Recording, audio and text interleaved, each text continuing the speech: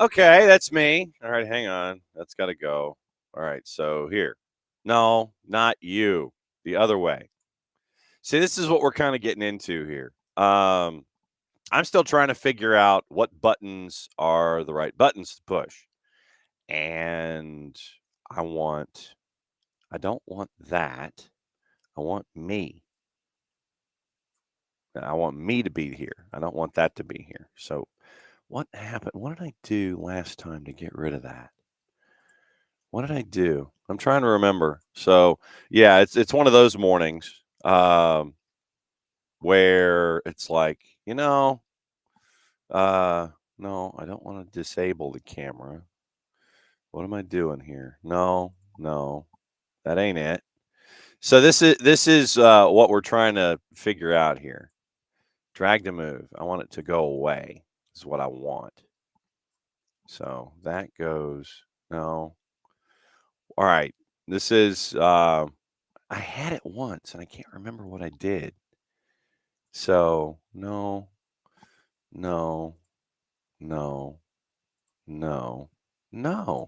It's absolutely not what I wanted. So welcome to SDH as John tries to figure out how he can delete things.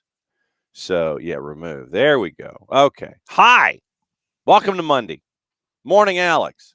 All right. So that's another round of SDH.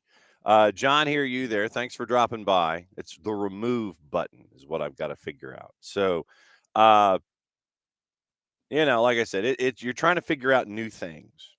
And it's a bit of an adventure on occasion, trying to figure out. It's like, you think you got something and then you don't. And it's like, yeah, I thought I hit the right button. You didn't hit the right button. But, it is what it is. All right. John, hear you there. Thanks for dropping by. And it's another week of SDH. We're getting back into the normal. And it is normal guests, normal rotations, those kinds of things. So here's what we got this morning. Bart's going to join us in hour 2 because we've got reffing down here. We've got some USMNT news we didn't get into. I can't remember if we got into the retirement of Becky Sauerbrunn or not, but there's stuff to get into with Bart in hour number 2.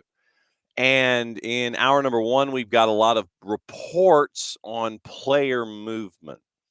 And that's how I'm going to phrase it, because it's not, official reports on player movement. Things aren't officially official. If you caught Morning Espresso this morning with Jason, you kind of got an early peek on some of it. And we'll go into if these players are heading into these locations where they are linked, how does it make the team look? So that's what we'll get into. There are a couple of big names that came across on the weekend, and we'll get into that. And we'll let you know, like I said, we'll let you know where things stand involving these franchises, these players either inbound or outbound, and what it looks like on the other side. So we've got that when it comes to player movement and player reports.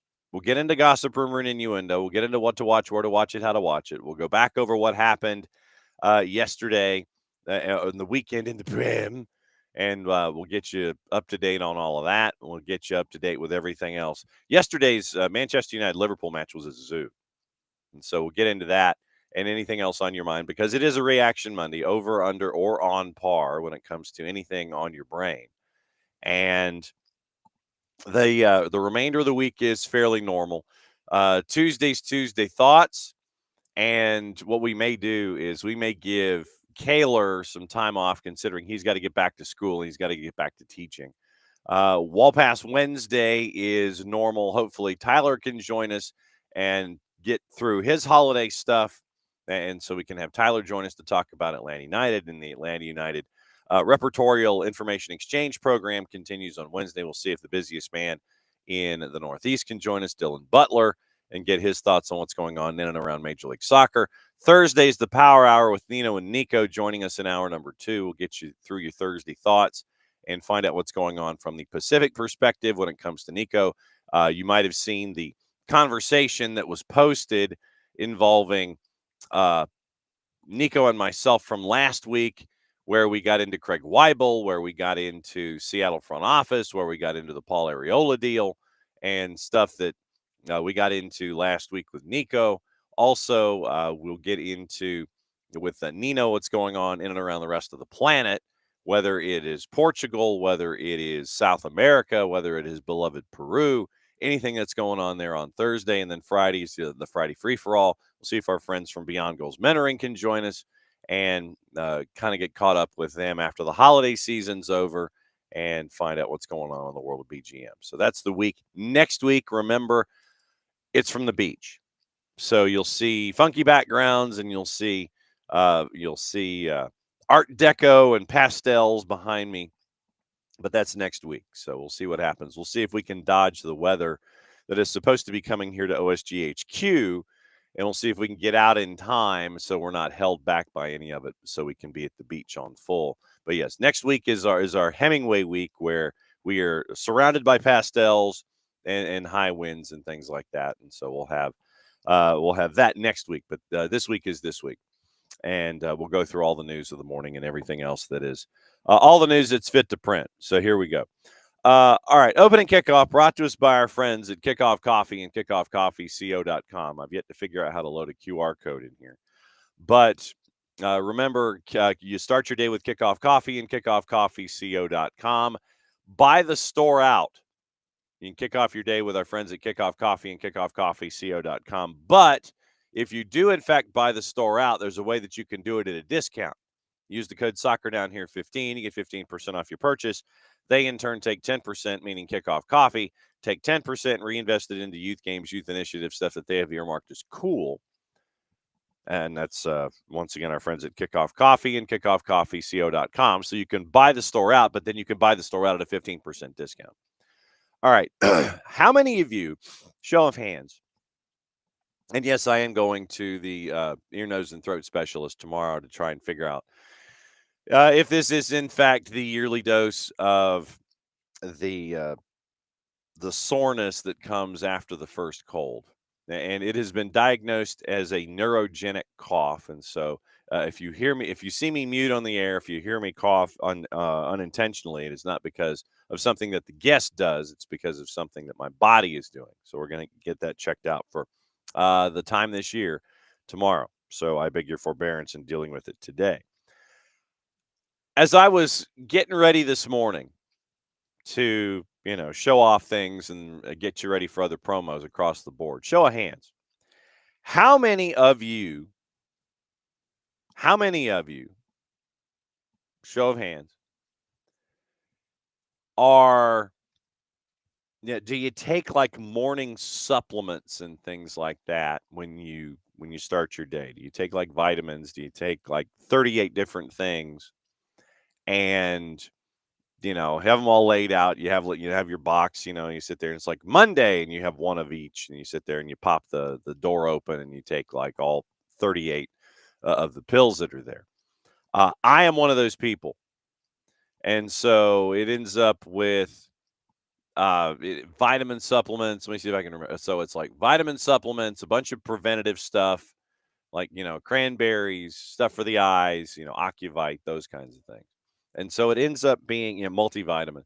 And so it ends up being a fairly decent amount of things that I will put in my body first thing in the morning when it comes to vitamins and such. So I'm one of those people. The reason that I ask is this. When you are taking whatever it is that you're taking, and you have a container in front of you that says it has X number of pieces of content inside whether it's the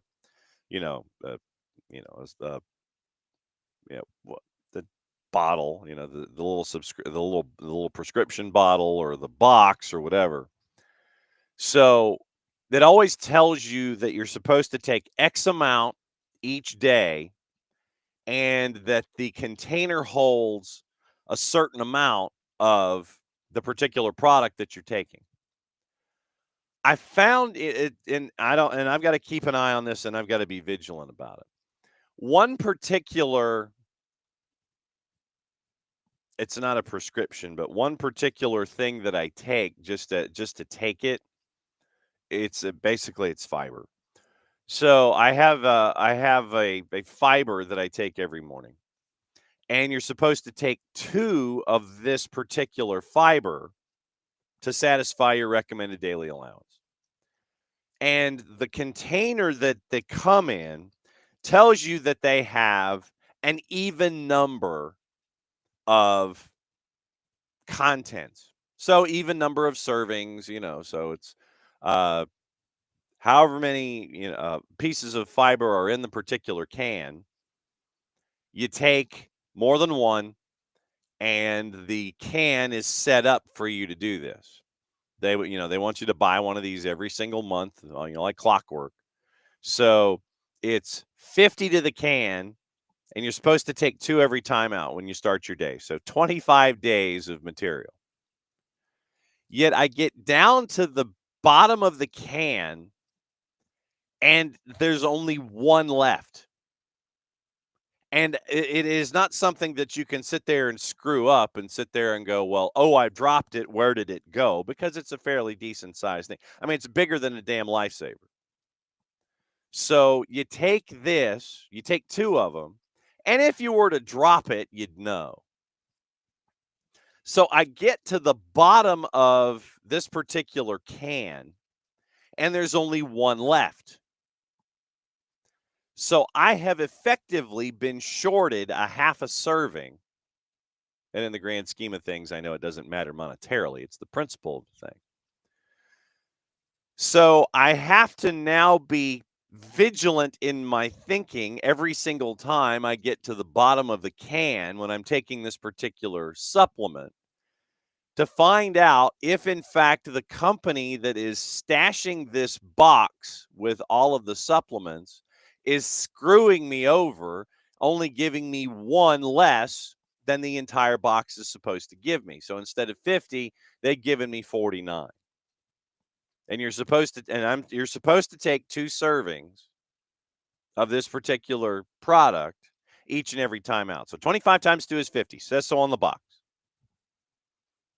But by the time I get to the bottom of the box, through no error of my own, and I know that you can sit there and go, well, Nelson, come on now. Are you sure? And I'm like, yes, I am sure. In this case, I am sure that I have not been responsible for there only being one piece of fiber at the bottom of the box. I have been given 24 and a half servings instead of the 25 that they tell me I'm supposed to have. So now from this moment forward, I have to think this through when I get to the bottom of the box. Are you screwing me by only putting 49 pieces in there instead of 50 like you said? How many of you out there, when you are taking your daily supplements, end up with an odd number by the time you're done? You're supposed to take 3 or 4. You're supposed to take 2.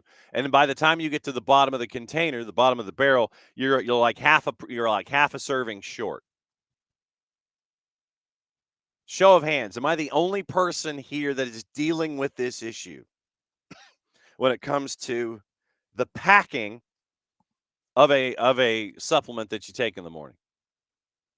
And if you don't know, I'm going to ask that you be vigilant going forward to find out if we are, in fact, as a society, only given half servings at the bottom of our containers. That we purchase something on the auspice that it is going to be a round number. But when we get to the bottom of the box or the bottom of the bottle, we have a half a serving left. The injustice that is attached to all of this. This is what I'm trying to get to here. Am I the only person suffering this injustice?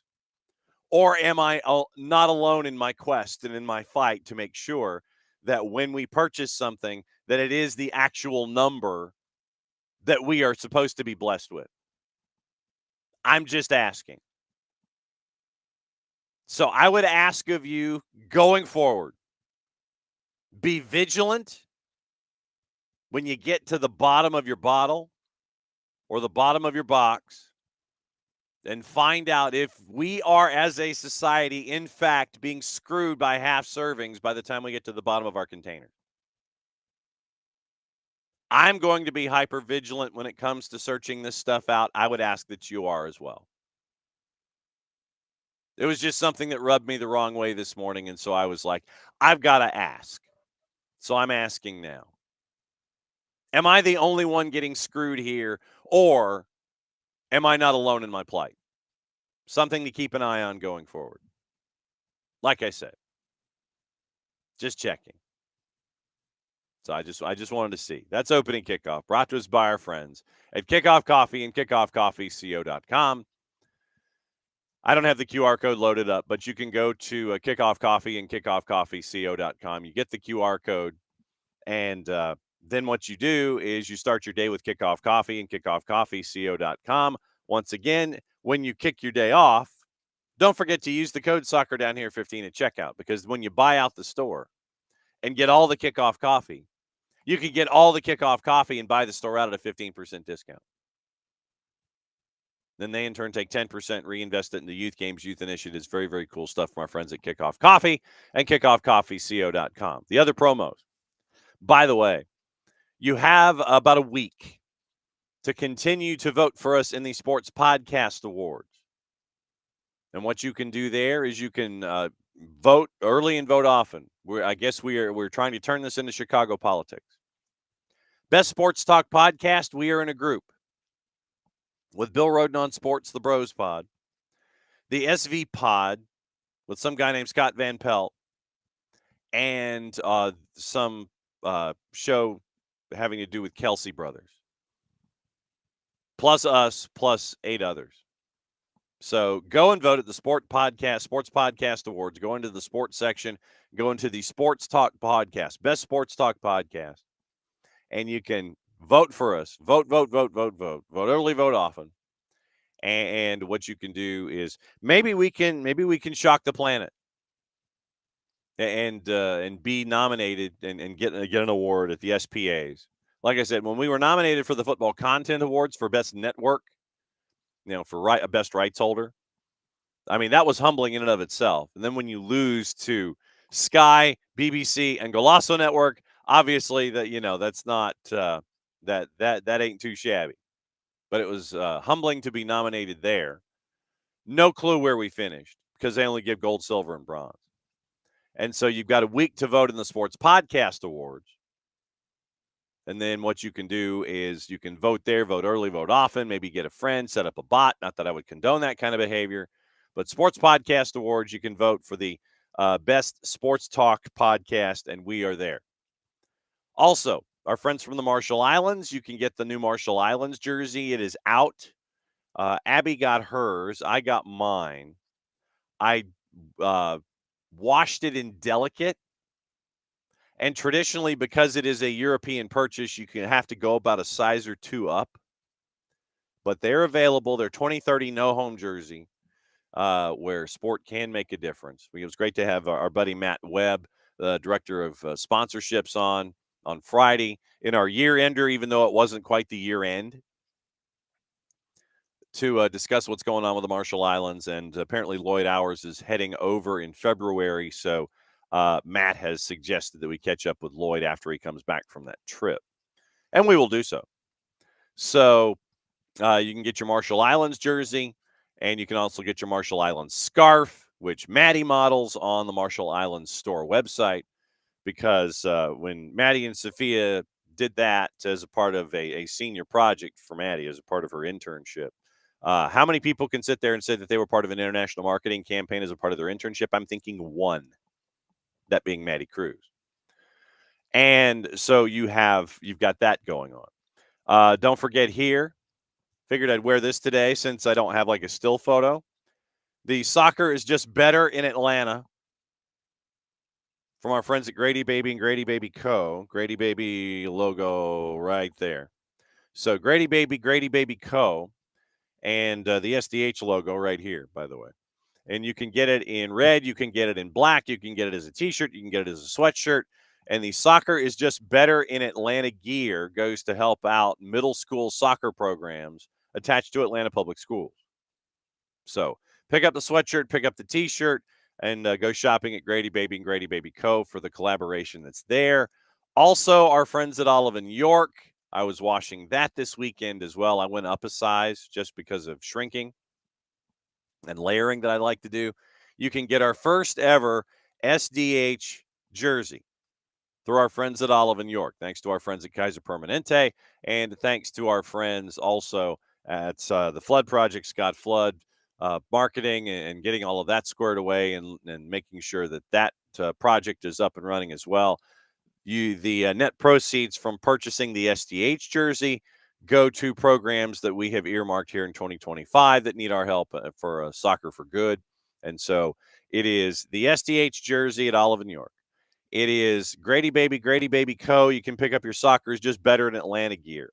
You can go to the Marshall Island Soccer Federation, grab the scarf, which is what we're responsible for, grab the jersey, which is what they're responsible for, grab the new jersey, which is what they're responsible for, their 2030 No Home kit. So there's plenty to play with, and also our friends at Kickoff Coffee and kickoffcoffeeco.com. So plenty of ways to help out and also vote for us in the Sports Podcast Awards in the Best Sports Talk category. So plenty to play with, plenty to vote on, plenty to work your way forward with when it comes to anything and everything going on here in the sport of soccer with what we are doing here at SDH. And we couldn't do it without you as we get ready for the end of season number 7. Year 6, season 7. Toward the end of January, we are getting ready for everything going on when it comes to season number 8 and year number 7 here at SDH. And we're going to cross over, I want to say, fairly soon, next month or so, another milestone when it comes to lives and downloads across the network. And we can't thank you guys enough for helping us reach all of those numbers and get to where we are and continually being noticed, I guess, the way that we are. So very, very cool stuff going on here at SDH, and we couldn't do it without you. Okay. All right, so let's take a quick tour and see who's in already this morning and say hi to everybody and find out what's going on your brains. Morning, Alex. Morning, Will. The win streak by the Packers is over. Best mood today after the Bears win on the last-second field goal by Cairo Santos yesterday. Saw that. Very chaotic half hour in the witching hour yesterday. And Will is very, very happy with Caleb Williams' rookie year. Now, if he'd only have some protection and some other weapons. David, good morning, and good morning to me and to the fellow Newcastle fans on the red-hot streak for the Magpies. I could not quite swing it to where I could pick up Alexander Isak on my fantasy team, although I did pick up Lewis Hall. There you go. Will is calling for a correlation between the Bears and Atlanta United. Horrible season redeemed at the end with the Packers game in Miami in the playoffs. David, Marcus Rashford to Seattle. That is one of the things that we wanted to get into. It is just reports. But what we will do is this. Since you have mentioned it, David, we will get into it. There are reports, and that's what they are. It's not news, it is a report. If it was news, then we would be getting closer to something like this happening. So there are reports out there about Marcus Rashford and Seattle. The obvious issue is the financial component. And literally the money that it would take for Marcus Rashford to go and be a part of the Seattle Sounders. Jeremiah O'Shan, by the way, had an article about this. And Jeremiah goes, it's been at least several years since the Sounders were even tenuously linked with anyone who could reasonably be called a, quote, world-famous footballer. And then obviously with the Sounders playing in the Club World Cup, you've got a lot of folks that sit there and we're trying to add 1 + 1 and coming up with 11 instead. So rumor comes from Ben Jacobs. And this is at the tail end of last week. This was a Friday news dump from Ben Jacobs. Mentioned the Sounders as a possible landing spot for Marcus Rashford. And so he noted, meaning Jacobs, the 27-year-old might not even be interested in the movie, suggests that both MLS and Apple could be inclined to help make the deal happen, and that the team expressing some openness to it is the Sounders. Quoting Jacobs, where there had been, and this is in what Ben will do occasionally, is he will do conversations on his YouTube channel, and he will open things up and he'll sit there and go, hey, did you see about this? So sure enough,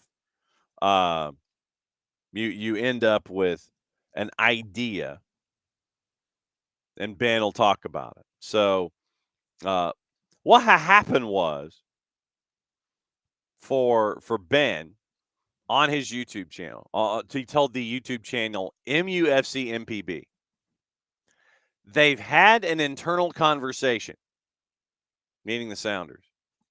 The reason it's Seattle is that they're a Club World Cup rep, which is of appeal to anyone they might be interested to sign, and because of that, they are to get a minimum of 40 to 60 million pounds for entering the Club World Cup. So Major League Soccer could turn around and say you can suddenly afford to pay for these stars. Budget might not be a problem, end quote. In addition to sort of hand-waving the potential cost, Jacobs also quick to note that no formal overtures have been made. Quote, we shouldn't overblow the MLS links because Seattle hasn't reached out to either the Rashford camp or Manchester United. It's just an internal discussion that you would expect to advance in January rather than the summer if they decide to proceed, because the MLS calendar means January is almost like the summer in the sense that you're lining up the main stars, end quote.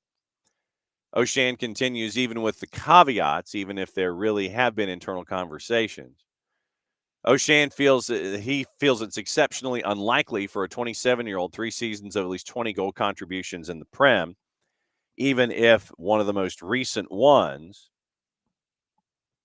was in 22-23. First thing to note, based on everything O'Shan has been told, Sounders are not expecting anything even close to the Club World Cup payday that Jacob claims has been guaranteed. O'Shan asked Adrian Hanauer about this last year. Hanauer scoffed at the number, implied he was expecting a fraction of that amount. Since then, FIFA has struggled to find broadcast partners and sponsors. Remember, DAZN has picked up the Club World Cup. And apparently all of the matches are going to be on DAZN USA and DAZN Worldwide. Of course, there are those of us who are still trying to raise their hand publicly and go, how am I getting this? I mean, I could do the smart remote thing and see if I get DAZN, and we'll see what happens over time. So FIFA might be possible for big clubs that could see relative windfalls. FIFA doesn't seem inclined to send a team like the Sounders more money for playing in 3 matches than they are likely to make in ticket sales in an entire season. So even if Manchester United comes off their asking price of Rashford, reported to be near $75 million, still has 3 years remaining on a 5-year deal that apparently guarantees him $78 million. This year he's making about 20. That's more than the Sounders spent on their entire roster last year. The entire acquisition cost and guaranteed portions of the initial contracts for both Ladero and Rui Diaz were less than $20 million combined as well. Last year, the Sounders' salary spend was about middle of the pack. Signing Rashford would obviously push him into the top 3. Could the Sounders blow up their budget to sign Rashford? O'Shan says sure, but it seems exceptionally unlikely. Still, though, O'Shan says, it's hard to imagine Jacobs pulling the Sounders name out of thin air. someone passed along the information, even if it contains a nugget of truth that suggests the Sounders are at least willing to think big about this upcoming season. Hard to see exactly how they'll make it happen, but maybe there is a big acquisition in the offing. So Jeremiah went a couple of different directions there when it came to the Marcus Rashford to Seattle notion. But once again, the big idea is, would you basically take, in theory, what you would be making from the Club World Cup and then sit there and go, let's just take this money and instead of investing it in, 4 or 5 different players to help out the roster and the roster depth and pay our DPs whatever we can pay them or put the money in the shelf and have it for later. The idea of, okay, tell you what, we'll just go ahead and flip that dollar and invest it in Marcus Rashford. So let's take a peek at Seattle's roster. And this is what I wanted to do this morning with a couple of different situations. We'll do this with Austin, and we'll do this with, other clubs as we go, because there's other talk about other dudes and things like that. And so, but let's start with Seattle since we're here. Right now, 13 players under contract. 13 senior roster spots. Atencio, Jonathan Bell, Leo Chu. Leo Chu right now is a U22. We had the discussion with Nico Moreno last week about the deal for Paul Arriola. Nothing officially official yet. But Leo Chu would be going the other way when it comes to the Jesus Ferreira deal.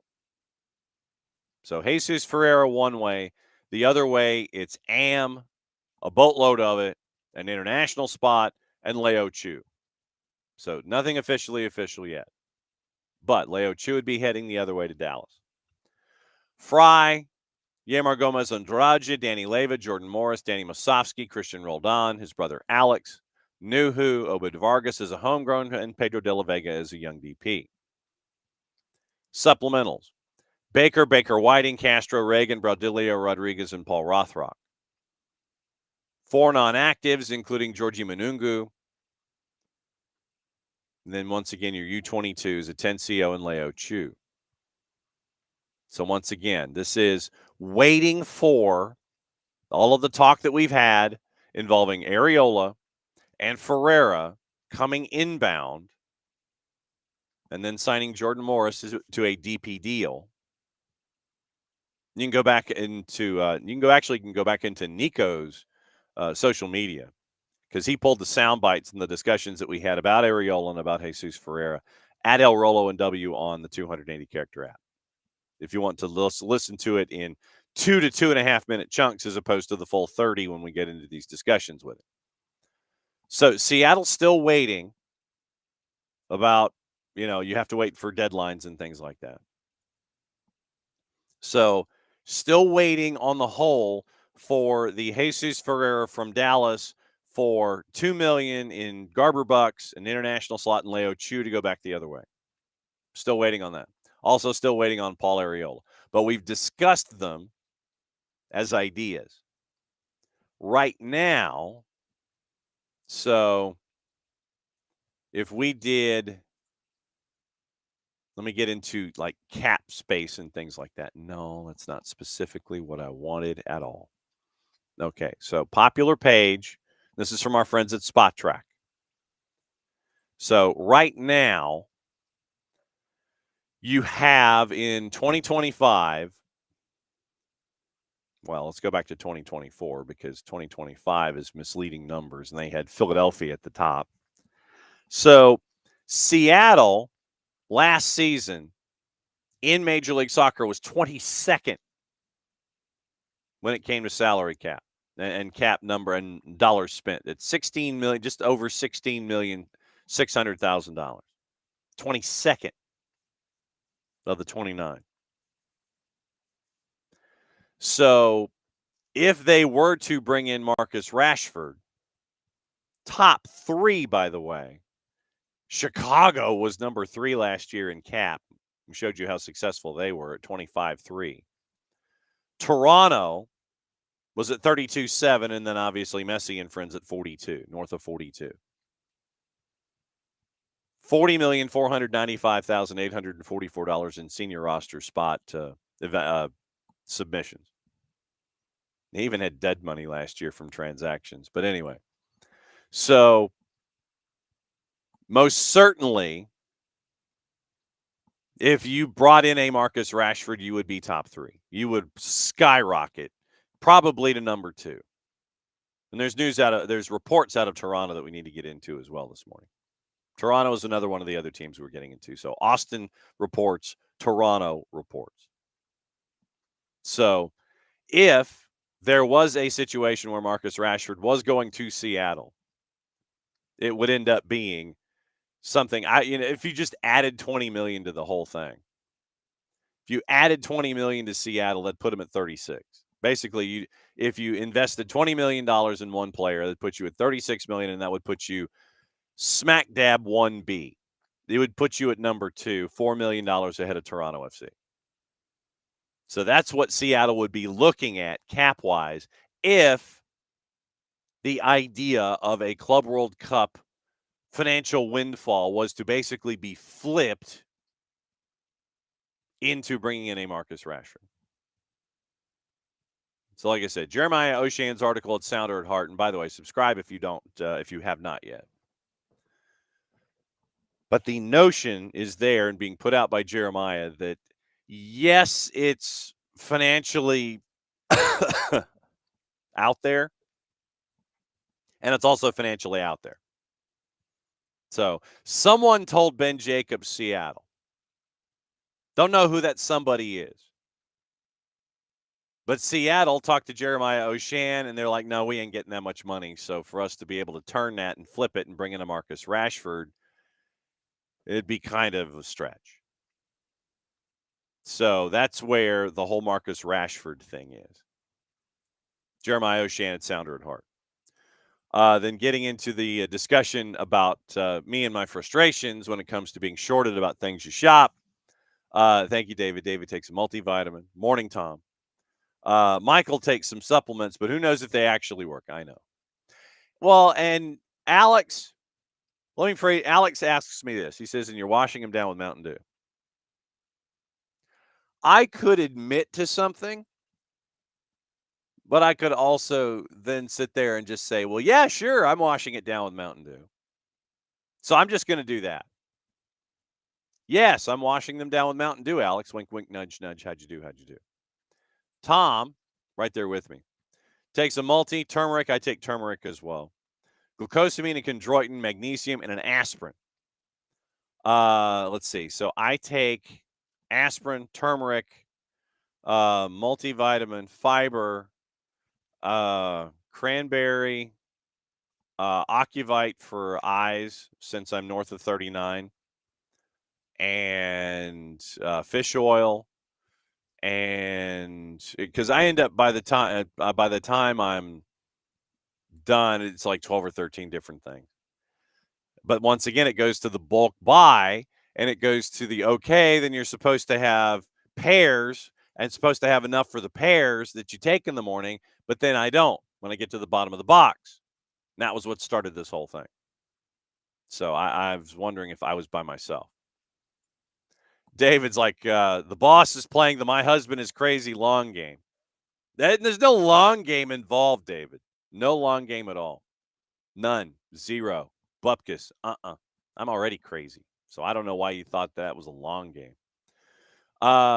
Wiley, of course, being the optimist, is saying maybe they gave you a bonus one. Wiley, I will let you be the optimist of the group. I will let you be the optimist. Not happening. I don't. No, I don't. Yeah, not there. Yeah, Wiley's correct. Maybe they gave you a bonus one. Yeah, Michael's like, yeah, they gave you the one extra. Tom's, well, are you sure the day count? Multivitamins do that too. Will's like gummies. Tom's like, I never get to the bottom of the container. You buy the replacement container long before you get there, and when there's a few left in the old one, just add them to the new one. So yeah, you're like that too. So you get the new one, then you take the old one, and then you dump what's left in the old one into the new one. So you sit there, oh, look, I got more than I bargained for. I'm right there with you. No, I do the same thing.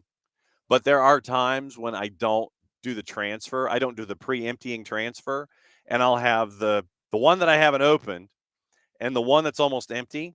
And then that's where I got it. This is where I got into the situation is that I had not emptied the old one into the new one. So that's why I had one at the bottom of the old one, and it was not a part of the new one. So that's where we were. That's what started the whole thing. David's like, yeah, maybe you're getting 51 extra half serving because the wife will sometimes take his and the women's multi and never be able to track it. Absolutely true. Morning, Abby. Ask for weather supplements, work or not. All that Tom knows is that adding the horrible joint pain in his knees and shoulders, much less since he started taking glucosamine and chondroitin. Absolutely true.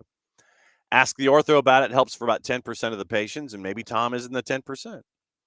Abby says it takes like 7 years post-surgery to stop feeling the weather changes, especially when it comes to arthritis. Yeah. Snow's expected later this week. Yeah. I mean, and that's like I said, we're trying to get out of town because the boss's mom is she has some surgery on her eyes later this week, and so we might be leaving after the show Friday to head south for the beach a day early just so we can be there to help take care of her mom. So we'll see what's going on with that. Exactly, Will. What does Russian Judge Venue need? Absolutely true. Yeah, and I watched it on Delicate, and I did not put the jerseys in the dryer. They've been hanging ever since, trying to dry out themselves. And yes, Michael, falconing since 1966. The streak for the Falcons is now at 7.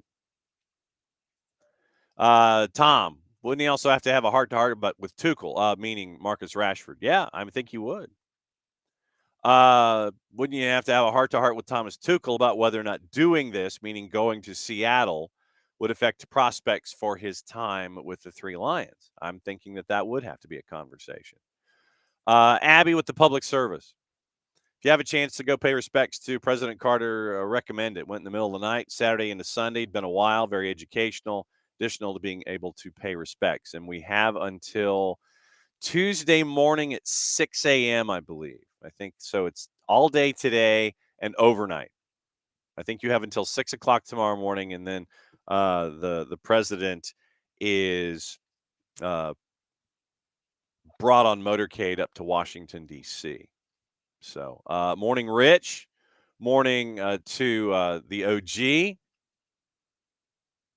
And so, yes, good morning to the OG as well. And so Tom, doing the Lord's work with a public service, says that AC Milan are discussing internally whether to make a loan move for Marcus Rashford. And AC Milan could basically sit there and say, yeah, we'll just set money on fire. We'll talk about setting money on fire coming up in just a little bit. Morning, Harry. Yeah, and Michael, absolutely true. As everyone knows, weather forecast 4 days out are conjecture. Absolutely true. All right, so setting money on fire. That was one of the other teams that we wanted to get into this morning. And once again, Bart Keeler joining us in about 10 minutes to discuss reffing down here and MNT stuff and anything else on his mind before we go. All right, so setting money on fire. There was a lot of talk last week about a particular player leaving Liga MX and coming back to Major League Soccer. Tommy Scoops, lunchtime yesterday. Austin finalizing a deal to sign Brandon Vasquez from Monterrey. The fee is north of $6 million plus add-ons. He is told Vasquez is going to travel to complete the transfer if all goes smooth. Brandon Vasquez will be Austin FC's new DP number 9. So And then Tom updated it 3 hours later, saying that Austin was going to pay a club record fee of around $10 million. Driussi's nearing a departure for River Plate, according to sources, but that's not done. So if Driussi leaves, Austin intends to add yet another DP. So here's the lay of the land with that. Once again, Driussi, if he goes, that opens up. Basically, it ends up being a wash. Second time in a matter of months that the club will set a new club record. They set a new club record to sign Osman Bukhari from Red Star Belgrade for $7 million this summer.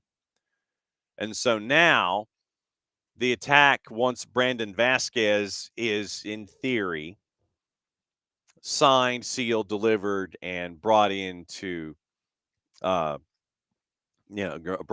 land of the Verde, then it would be Vasquez and Bukhari with River Plate chasing after Driussi. Pablo Noya first reported that the deal was close, nothing totally done yet. They won't be done, meaning Austin. So then that means that if Driussi leaves, you've got Bukhari, you've got Vasquez, and you'd have that third DP slot available again.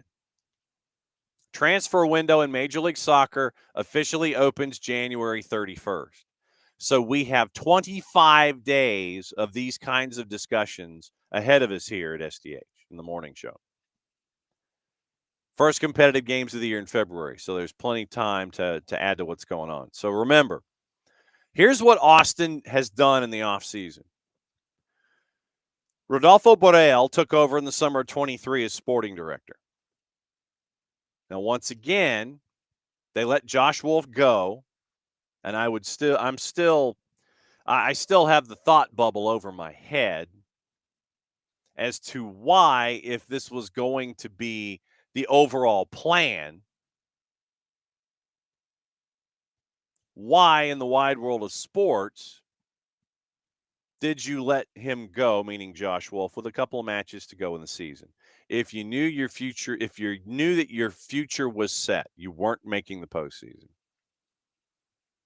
Why do you not give Josh Wolf the proper send-off for all the time that he has given to the franchise? And you cut him loose with a couple matches to go. That was something that kind of rubbed me the wrong way. So then you get Josh Wolf. You let Josh Wolf go. You bring in Nico Estevez.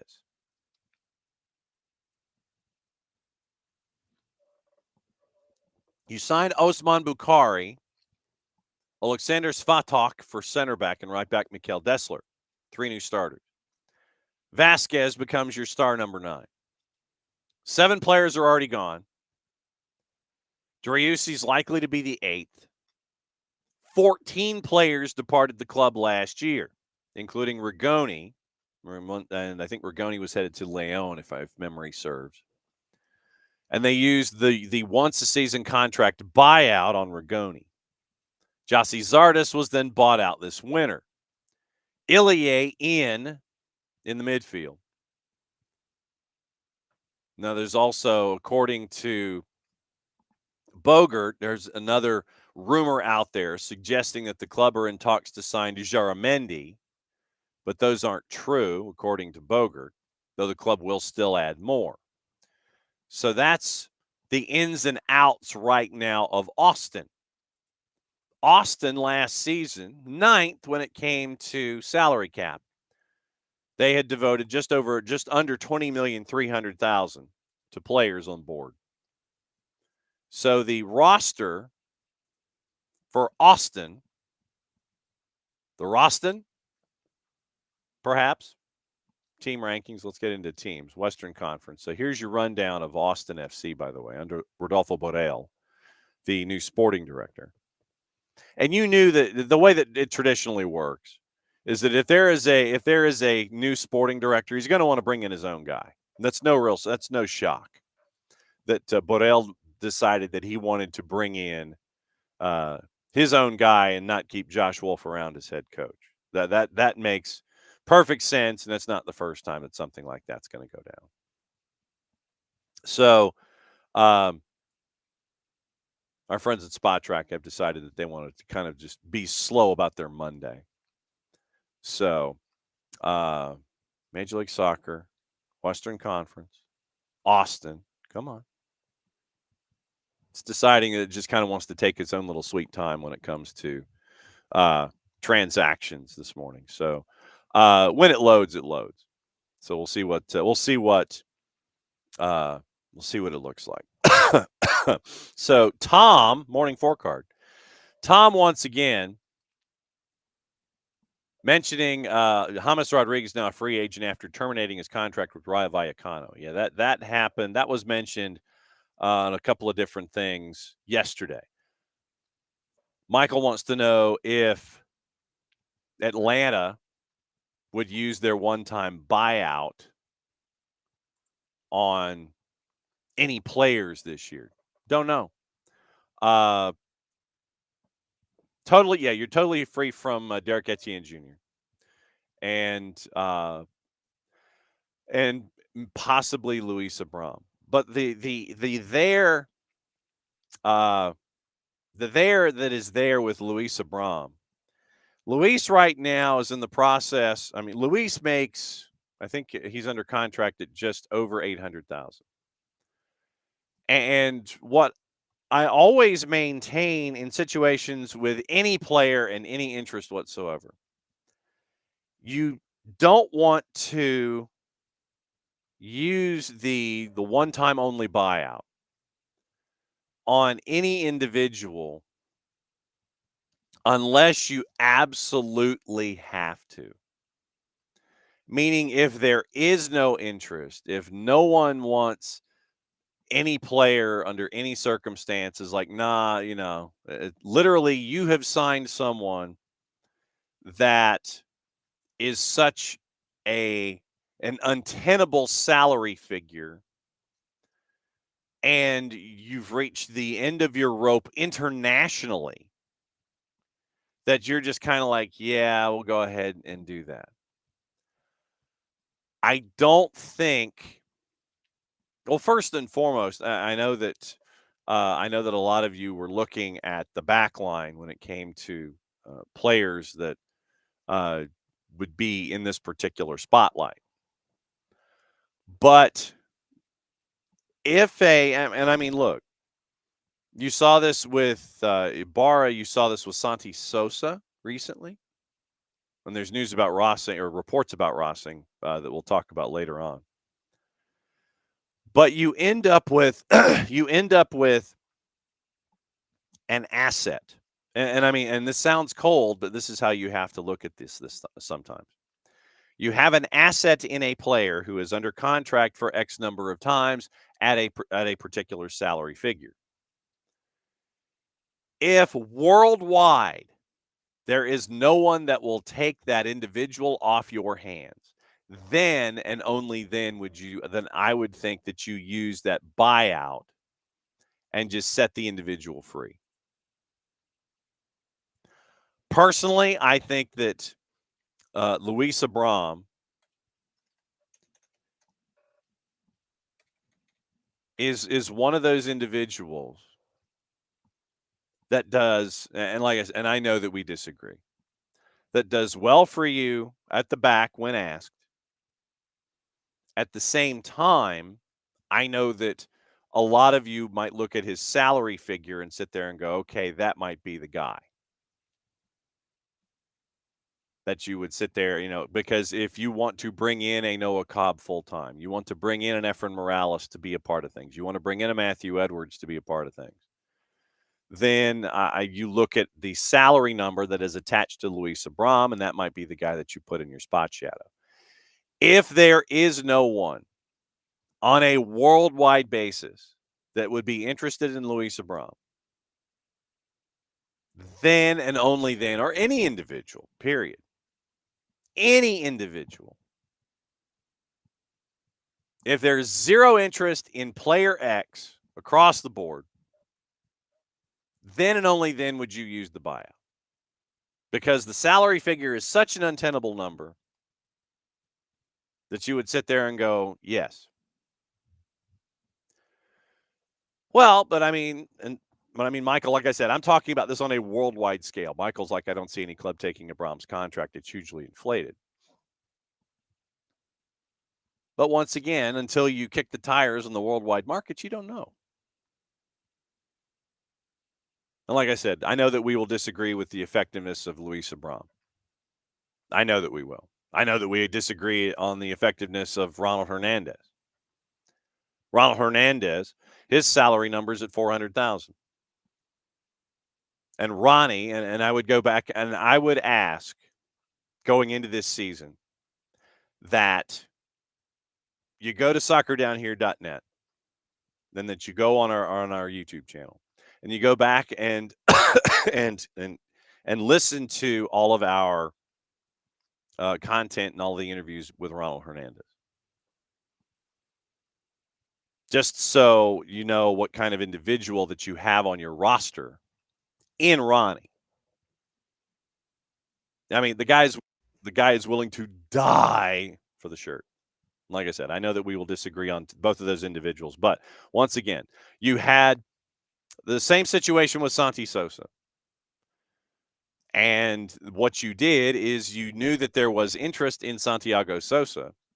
So you signed him and you kept him under contract. And sure enough, Rossing was interested. And Rossing was like, ooh.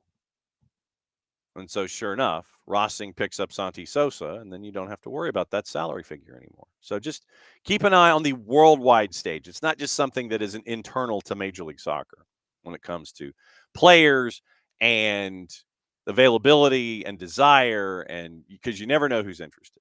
But as a last option, and I mean last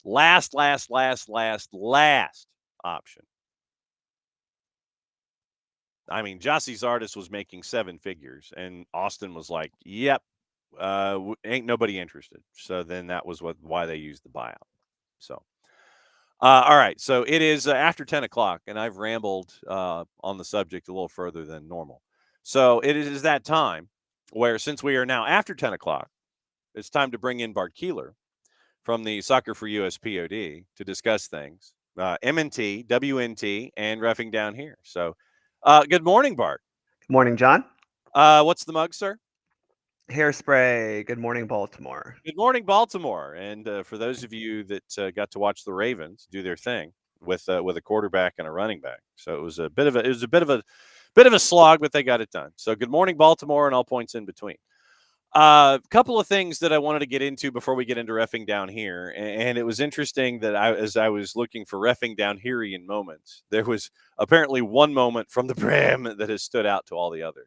Oh boy. Yeah, I know. So we'll get into that. The athlete of the year was named when it came to the men's national team. Mm-hmm. And it was Jedi Robinson that was named as the Grand Exalted Poobah Athlete of the Year. What say you about this nomination, sir? And was it worthy of the nominee to get said award? Well, congrats to Jedi, first off. This is the first defender to win it since Oguchi Onyewu, like almost 2 decades ago. This is who I've voted for. Okay.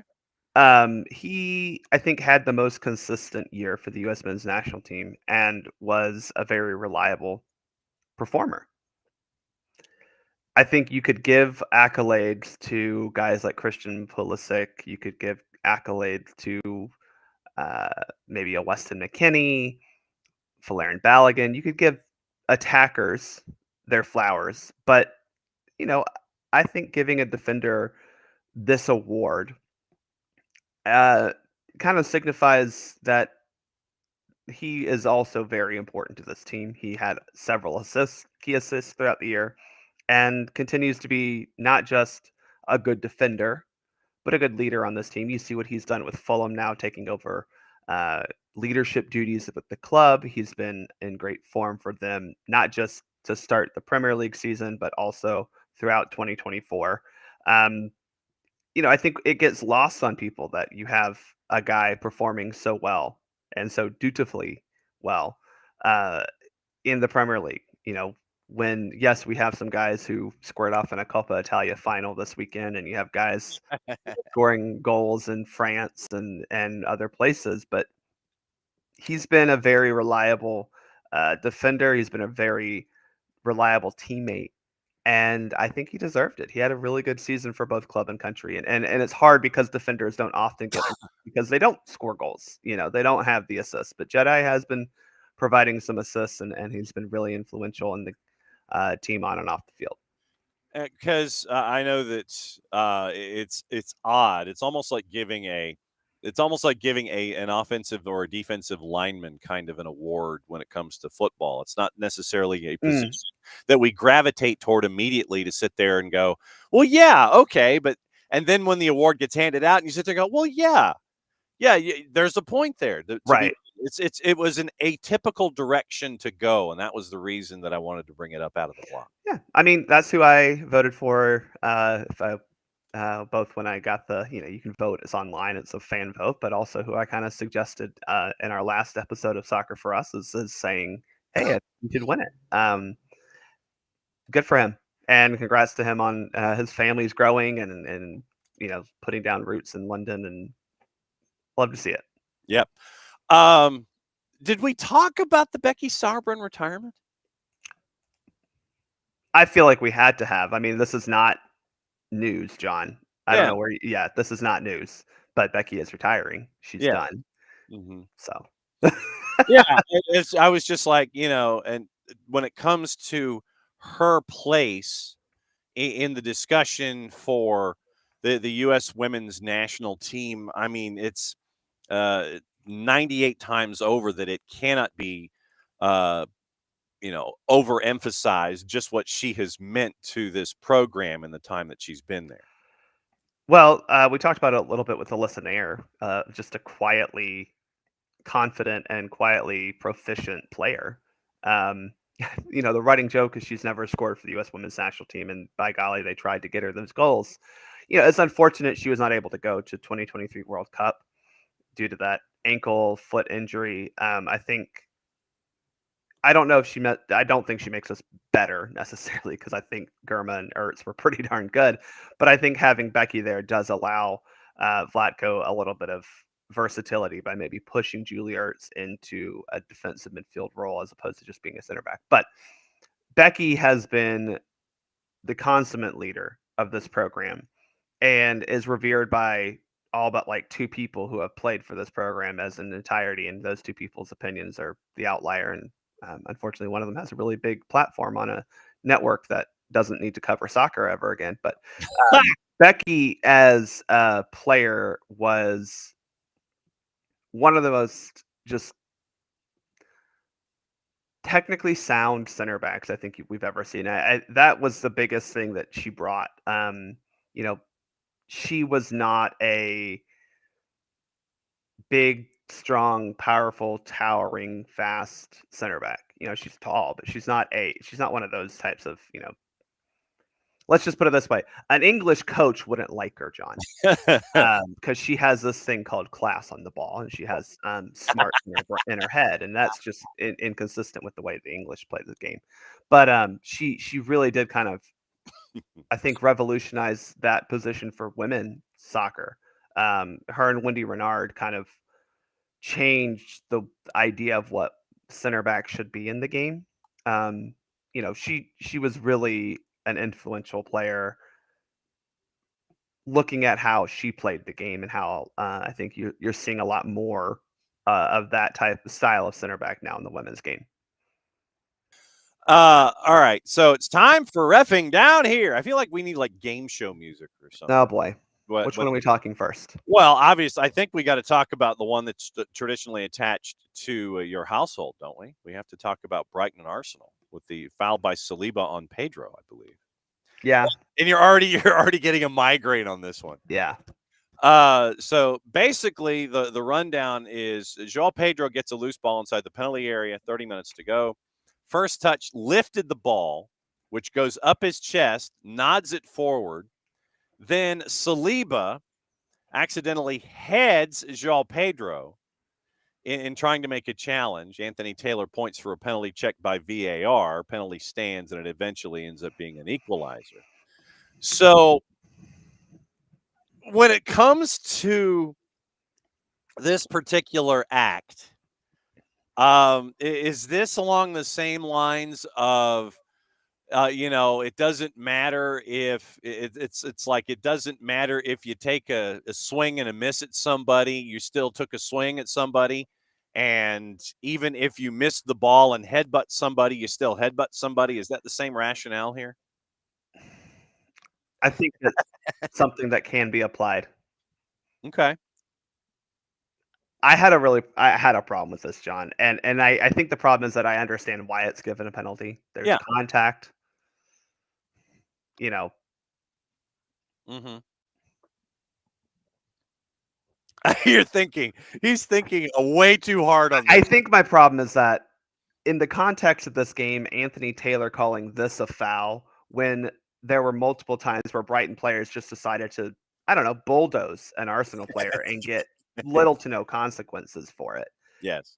That contact is what's a penalty and decides the result of a game is a little bit out of sorts with the rest of the game we watched. And that I'll take this to a training session I had. Oh gosh, I don't even know how long ago, but the referee instructor at the time was like, sometimes we need to make sure we're all watching the same movie.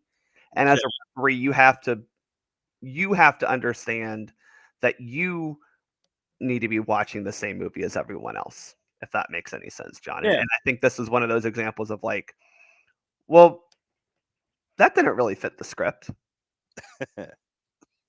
It's like calling The Bear a comedy. Yeah. It's not a comedy. The Yeah. Bear is not a comedy. I watched that show and it is not a comedy. It's a No, drama I would. that has comedic parts. Yeah. So you see the comedic part and you go, oh, okay. Back to the drama and Back to trauma. the brooding drama and Yeah. trauma of a. I know we need Nick Alifi to come on here and talk cinematography with that. I think that's my issue with it, John. Is it just seemed out of place given the context of everything else, and then when you compare that to not giving a penalty to Arsenal for the Brighton defender slide tackling Gabriel on a corner kick when the ball wasn't even, had barely been kicked, but he's taken him out by the legs, and not giving that a penalty. It felt inconsistent with the way the rest of the game had been played. Is it a penalty? Is it a foul inside the penalty area? Sure, John. We'll call it that. It just was very inconsistent with the way the rest of the game played out. So to your point, 20 minutes earlier, Arsenal had won the corner, and then O'Reilly and Gabriel Magalhaes, which is what you were getting into, go to ground. Gabriel Jesus heads over from the corner, but then once again, the case for a penalty, and no penalty was called. Yeah. So and that one was way more contact and interference than a missed header that did not interfere with the attacker's ability to continue. Okay, so then here's the rationale by Dale Johnson in this case. The ball wasn't in play when the foul on Gabriel took place, right. Therefore a penalty isn't possible. And yeah, he's going to explain that because Dale likes to not give Arsenal credit, but yeah. I think that is not also how it happened, but that's just my opinion. I also understand, and I'll say this about the Gabriel thing, is he initiates contact by pushing the defender. Yes, 4-card, I know, and I said that, okay? I said that. I said I didn't like it because it didn't fit the context of the game. I didn't say it wasn't a foul inside the penalty area. But if you're going to say contact is contact, then what the hell was going on 20 minutes prior on the corner kick? That's what I'm saying. That's what I'm saying. And that's the consistency that we want. Okay. Are we watching the same movie? Oh boy. Because I'm watching this game going, you've got guys throwing elbows, it seems like, busting through Arsenal players, just running them over with no regard to health, life, or reason. And they're just getting a foul call. There's no yellow card shown. But a header that is slightly missed is now a penalty kick, but you're not giving it. And I disagree with Dale. I think that when the foul occurred, it very clearly the ball had been put into play. So I disagree with him on that. But Dale writes for ESPN and I don't. So well, but that's why we have you and the four-letter. I mean, I'll admit it's hard for me to talk about this because as an Arsenal fan, right. the penalty kick is called for that, but not for this. And one of those things was a much more influential action on the game. Yes. So, absolutely. and again, it just did not fit with the way that Anthony Taylor called the game the rest of the way. But hey, good for him. His Manchester team got a result. So good from Anthony Taylor. Oh boy. Let me get into Dogso here. Fulham and Ipswich. Harry Wilson looks to be through in the 27th. Brought down by Leif Davis. Darren Bond produces a yellow. But was there a case for a red for Dogso? And the decision by VAR was that there was no red for Dogso. And I would posit that because there was a defender, say, 7 to 10 yards to the play's right, that you have to assume in that regard that the player can shift his angle and be there to help defend. Am I wrong? Yeah, I think this was giving a lot giving a lot of credit Yeah. to the defender. But I also think, again, when you look at Dogso, distance to goal, distance to the ball, direction of play, and defenders present. And I think it's a little bit fair to say that all of those weren't fully met, if that makes sense. Yeah. Defenders being one of those. But I don't think that it's I don't think it met any of the I don't really think this was a true Dogso type thing, especially when you look at how many defenders were close by and then his ability to play the ball toward goal again with an obvious goal scoring opportunity. So okay. Then once again, you end up with the possible penalty where you have once again, and by the way, very, very busy. Harry Wilson, very, very busy. yeah, he's been involved with several VAR situations past month. Hey, I mean, well, when the Premier League plays a game every day, I get it. So yeah, well, and at the same time, dude, I mean, if Ipswich makes sure that Harry Wilson is going to be at the point of the spear, then you need all the help you can get sometimes.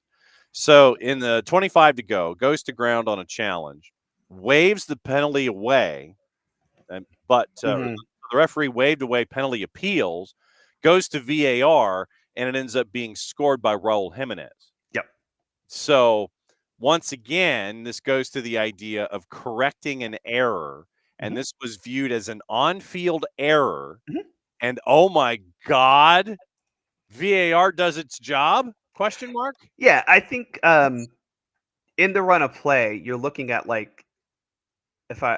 you're looking at like 3 players around another player. Right. And you are tempted to look at the player most proximate to the defender most proximate to the attacker and the ball. And when you look at that, there wasn't a foul committed. Does that make sense? But when you looked at the bigger picture, you could see that the defender kind of tripped the attacker from behind. And the referee may not have been honing in on that, if that makes any sense. So yeah, this was a clear and obvious error. Obviously, I think VAR first needed to check, was this inside or outside of the penalty area? I think once you saw it from a better angle, it was very clearly inside the penalty area where the contact was made. And again, we go back to what Forecard reminded me of with Arsenal. Contact is contact, and a foul, no matter where it is on the field, and it happened to be inside the penalty area. So therefore, VAR can say, no, this is a penalty kick.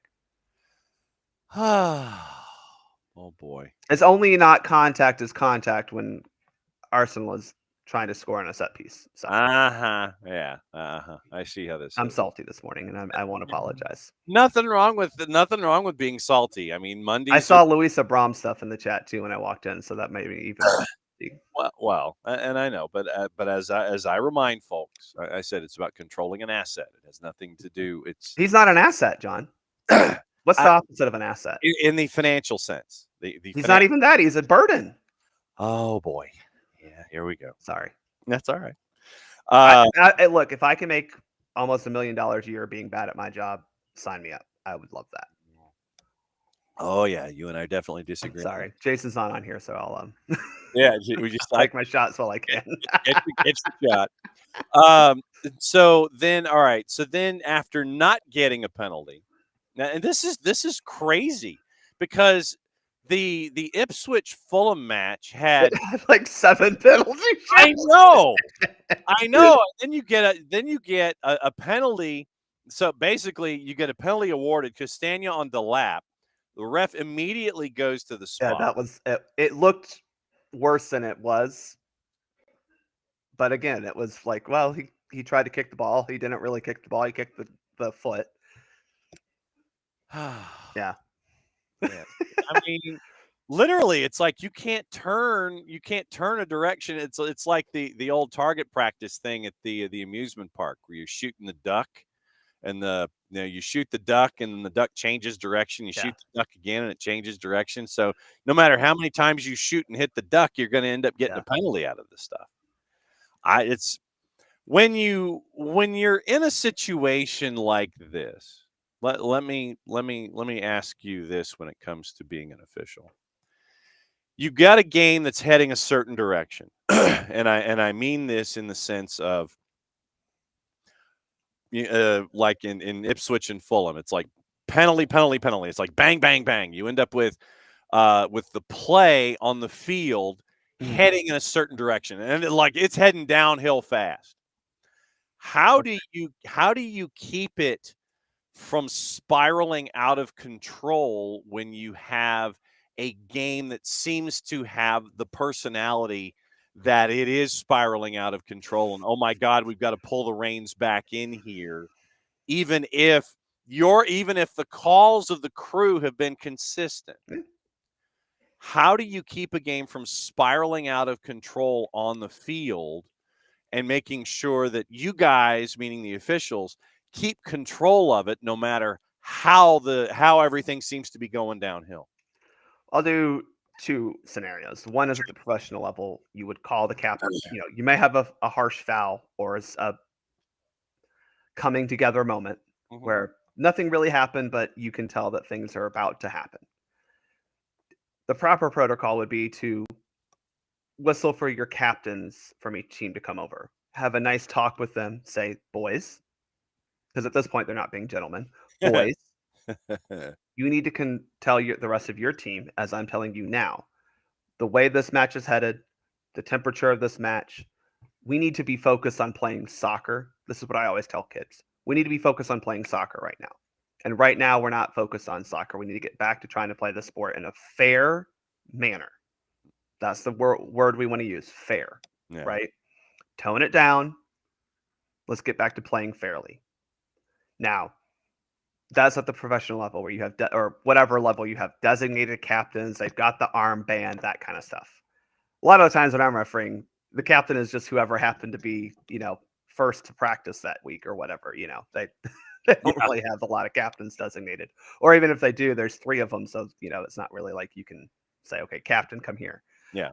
And I have at many points, one, if there's a particularly harsh foul that you have whistled, you call that player to you and say, hey, this is getting out of hand. You need to control yourself and play fairly. That's if it's a player that has been kind of issues. But if it's emblematic of a match that's going toward the chaos realm, I have many times taken the opportunity after a foul before restart, and I'll loudly say to the entire team, y'all, that's enough. We need to focus on playing fairly. We need to play smart, and we need to play soccer. Let's get back to that, and we'll go on. And usually that's kind of like the warning shot of, I see what's happening. But then the thing, though, John, is you have to back it up with your next action. Yeah. So because there's inevitably going to be a foul after that, right? So Yeah. how you react to that foul will tell players how serious you are about what you just said. And so you give your little speech, be it to the captains or the teams as a whole. The next time you get a foul, you just need to be a little bit more proactive instead of reactive. Mhm. So first off, you're now looking for possibly tightening your grip on the game. When I know we don't like referees when they insert themselves in the game, but you've got to tighten your control on the game. And that may mean you call some extra fouls that you maybe haven't called before that. I know we want consistency, but when players are showing their inability to control themselves, you have to control the game a little bit more. So you might call um, some fouls that you maybe hadn't before, or maybe instead of letting an advantage play, if it's not a super obvious advantage, right? You might Yeah. just call that foul. And then the other thing that you need to do, and this is good practice, but it doesn't always need to be done, is you need to be very quick to get to the spot of that foul because again, you're anticipating, right? People acting in untoward manners. People acting the fool. Yeah, yeah. So you Mhm. just need to be present, and it sucks because that means that you as a referee, especially if you're like me and you've refereed 4 games in a day, and you're like, man, it's minute 69 of an 80-minute match, and I'm just ready to go home, and there's a beer in the fridge waiting for me. Um, you may not want to put in that extra effort to have to kind of sprint to where you called a foul, or being a little bit more close to play, or being a little more in tune with what players are saying or not saying.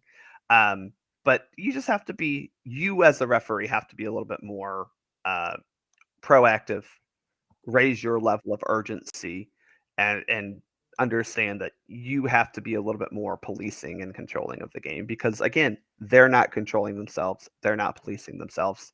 You have to do that for them, unfortunately. How hard is that? That's hard, John, truly. Because and I've had this problem where, and you want the teams to be able to play fair, but sometimes teams are not interested in playing soccer. I mean, truly, they do come out there and they're like, I'm going to do this and that, and what's the line of, do I call everything or do I let them play soccer? Because at some point we got to have this game and we got to get through the 90 minutes or whatever and have some sort of result. I can't be blowing my whistle every 2 seconds because you know players are being silly. Um, so as a referee, you kind of have to adjust your own line sometimes. Um, we hear about this when we have finals or in a tournament play. We don't want the referee to make a decision, so that's why we don't give yellow cards or whatever. And I don't necessarily agree with that because I think you need to have your standard, and if that is a yellow card, then you need to give a yellow card. Players have to be held accountable for their actions. But again, the problem is, how do we as referees understand that our standard and their standards are a little incompatible, and we have to somehow find a way to meet them where they are in some cases, while still maintaining a fair play in the game and the laws of the game. It's hard. Along those lines, how hard is it to bring your crew along with you, if that makes any sense? If I'm wording that properly, uh, it's like, okay, guys, we've all got to pull the rope here. How hard is it Well, to bring your part of that is going to be when you're at the professional level, or at our level, you're probably looking at maybe the college game, or semi-pro, where you do have communications headsets. That is a conversation you're having throughout the game. Like, oh, this is getting chippy. And maybe your AR is saying something to you. Your fourth official might be probably the one who's really um, able to measure that a little bit better. And they might give you that um, in your ear piece saying like, hey, man, like it's getting a little out of hand. You might want to tighten up a little bit. Um, but when you don't have that, Mhm. the center referee is a little bit isolated out there. You might have that talk at halftime. Say, hey, look, things are getting a little out of hand. I need you all to be a little more um, observant of things happening behind the play. I need you to be more willing to pop your flag and call a foul if you need to. Um, so you might say that, but um, it is hard at my level when I'm not running out there with a $500 communications set um, to communicate with the rest of my officials. Now, part of that is also that they're not really in charge of making those decisions. They really aren't. A good official will understand. Oh, I need to be a little more. A good AR will also understand. Oh, I need to kind of tighten up my own game here. And they might see the center going, oh, okay, he's taking a little bit more of a proactive approach. I need to do that as well. But when you do not have that communication device in on your head, it is hard because there's not really a time that you can just go talk to your AR. Um, there are hand signals maybe you could give. You can maybe look at him and be like, hey, John, like, this is kind of our signal of like we need to tighten up a bit. But it's not really there's not really a natural break in action for us to be able to do that. So it is hard. It's just something that as a center referee, you have to kind of lead by example and hope the ARs follow you in that example. And this just popped into my head as a question. How much more difficult is it, or is it easier when you have a two ref setup and you don't have ARs versus a solo ref with ARs? Because there are times in the high school there are times in the high school game where you'll have the two refs and it'll be like a 50-50 on opposite sides or what have you versus the center ref with ARs. How much more difficult is it to navigate a match when there's just two of you versus? Yeah, there's a reason why the two-man system is not allowed in USSF games. Okay. And it's mainly just because now you have two actual decision makers. And that's kind of the issue here is you have ARs are assistant referees. They have two very specific jobs. Their number one job is offside, right? Because that is something that as a center referee, I factually just cannot call every time. Right. I can't do it. I cannot be able to see that.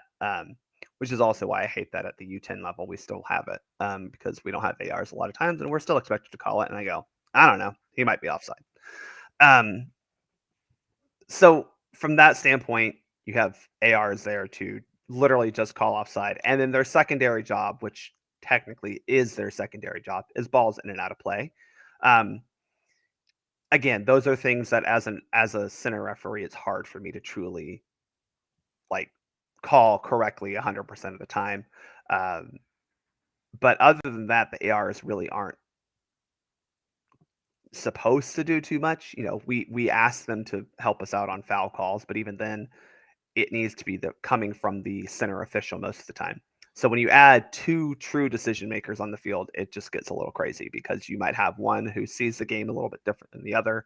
And so truly a foul on one half of the field could not be a foul on the other half. And it's because you have two different set of eyes and two different perspectives calling a game. Okay. Like I said, I just wanted that was something that John, they do it because you don't have that, like to get three referees for, say you have 10 games on a Friday night, right? Mm-hmm. And that would mean 30 referees versus 20. I mean, that's just the reason why they do the two-man. It's not for any other reason than money and availability of referees. Okay. Like I said, just and Derek is obviously also not a fan of the two ref thing.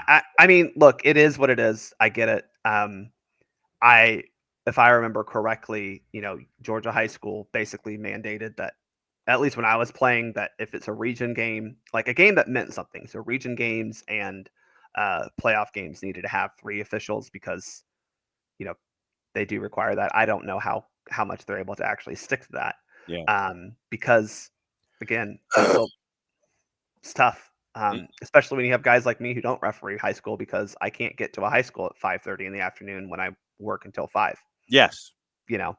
Yes. The whole real world thing getting in the way. Yeah, I mean, seriously, that's why if John, this, when you look at a lot of the high school officials, they look older than you. Mm-hmm. And And why is that? yeah, Because they're available. retired or something. Yeah. They're already up at 6 a.m. so that they're done with work by 3 or whatever. I don't know how they do it. Yes. It is a problem, but it's also just kind of, it is what it is. Well, then, what would you say for those that, I mean, because we know across the board that the sport needs more officials. How would you impress upon individuals that might be sitting on the fence, or I don't know. I would not put this on the individuals who aren't involved. I would put it on the individuals who are making decisions for those who are involved. Okay, so It's then maybe entirely too expensive to expect people to put forth the money, not just to certify, but then for the equipment that you need to referee. Mhm. And then you add on to, uh, specific to this situation, just start the games a little later. That's really Okay. all it is. I can swing getting off at 4. Yeah. I can't swing getting off at 3:30 Yeah. because I have to be there for high school games. A lot of times, 30 minutes before is too late, if that makes sense. Yeah, it does. Yeah. So if you're starting at 5:30 and I have to be there at 5, Mhm. and I'm going, or if I need to be there at 4:30, I should say. Well, that means I need to leave a lot of times, 30 minutes to 45 minutes to an hour beforehand, depending on where I'm going. And Lord Yeah. knows in Atlanta, it takes an hour to get from Atlanta. Well, and I To think Atlanta from that, Atlanta. and I would think, and I don't know the machinations involved in something like this, but I would maintain that if you had a roster of available officials and you knew where they lived going into a season, that you could orchestrate, say, for you as an example, knowing the part of the planet that you're in. Yeah. If I gave you assignments at North Atlanta, if I gave you an assignment at Yeah. Midtown, if I gave you an assignment in DeKalb County at, say, Adams or something, or North DeKalb, something like that, something geographically desirable, it would be a lot easier for you to make those deadlines and make those appearance deadlines so you could call the matches so you don't have these shortages. Yes and no. Okay. Problem is, John, where do a lot of the referees live? I don't know. Also in a similar geographic area, Okay. So, Yeah. um, you're right. I mean, in theory, you're getting assigned games that are close to you, but you also the other problem is like say Bart Keeler lived Yeah. still in Gwinnett County, right? Okay. So Cart Beeler lives in Yeah, yeah. Bart still lives in Gwinnett. Yeah. As do a lot of other officials. Gwinnett has, oh gosh, I don't even know how Woo! many high schools we have A now. lot. Um, a lot. I mean, seriously, a lot. I mean, Mhm. it's grown.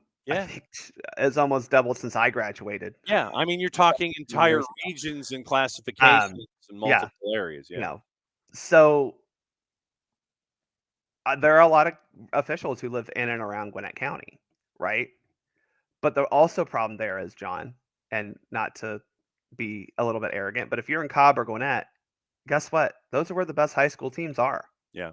I mean, that bears out year over year. I mean, you know, Mhm. you look at Wheeler, Marietta, Chattahoochee, and then you look at Parkview, Grayson, Brookwood, Peachtree Ridge, Mill Creek, Mhm. Yeah. Berkmar, a recent all these high schools that have high level teams, because also when you look at the youth clubs, where are the youth clubs? They're in Cobb and Gwinnett. That's true. Um, so now you're talking about, well, you got to have a referee who's up to, uh, I mean, John, you've covered it. You Yeah. got to have a referee who's up to the Parkview Brookwood shenanigans. Yes, you do. You don't. I mean, GHSA doesn't just put any group of 7 guys out there for that Parkview Brookwood football game, Nope. because Nope. if you do that, Yeah. Ooh. Yee. you know, um, that that's the other problem here is, you can't have Wheeler Marietta go out there and just be like, all right, y'all have fun. Here's some 2 guys who have never refereed before. Yeah. Um, You can't have Hillgrove and McEachern go at it. no, exactly. You can't do that. You can't have McIntosh and Stars Mill go out there and say, here's some guys who have never played soccer before, right? Yeah. Um, Yeah, you can't have a 2 ref system for Dalton and McIntosh. no, oh God, no. And that's the other thing is, okay, well, Gainesville, Ooh. Dalton, Oh boy. Those are those are Yeah. way up there. Yeah. The reality is most of the good referees live in and around the Atlanta area because they get a lot of the better games because that's where the better clubs are. Yes. Anyway, it is a multifaceted, multi-layered problem. Yes. Um, that's just what it is. And as Abby also points out, the referee thing is cost. Schools are paying the cost. And so paying the cost for 3 referees versus 2 referees, well, you may pay both referees $60. I think it's 100 actually for a center. Okay, well, that's $200. That sounds like a lot, but if you have to pay a center 90, say now with Yeah. a 3-man crew, but then Yeah. you got to pay the ARs $60 to $70 each. Well, now that's more than paying 2 referees $100. So 230 to 240, yeah, and you're hoping that you get at least 50 people to come in and watch the match. yeah, So exactly. break And even. you're not charging a whole lot. And that's another thing is they have gotten to somehow, for some reason, charging students to attend games, which I think is the dumbest thing that's ever happened ever. I think, but that. hmm Uh-huh. Good morning, Baltimore. Anyway, there are a lot of issues, and this is where I continually just want to say the problem a lot of times is because you have people making decisions that are not making decisions for the benefit of the kids playing the game. Okay. Okay, period. I Mhm. think that is a fair assessment. You have a lot of people though who are trying to do right, um, as well, and we need more people who are involved in the game whose goal is to make the game better, not make money off the game. This may or may not be coming up in the my so this week of Soccer for Us, where we talk about resolutions. Okay. um, So it's a tease, as they say in the biz. it, it the problem we have in this country is it's expensive to Yes. participate in this game. We all know this, Mhm. but it's also hard to do something for the benefit of the game because there are way too many people who see this as a business opportunity. And this country views capitalism as the only virtue. And until we get away from that, we're going to have these problems continually in youth soccer and in youth sports across the board. Okay. And so when are you getting together to record the new episode of Soccer? Tonight or tomorrow night, we're trying to figure out schedules because a couple of people have kids. And what did the kids do this week, John? They go back to school. Uh, Ah, so you'll get an episode by Friday. Buy the supplies, kick them in the butt, and send them. I know.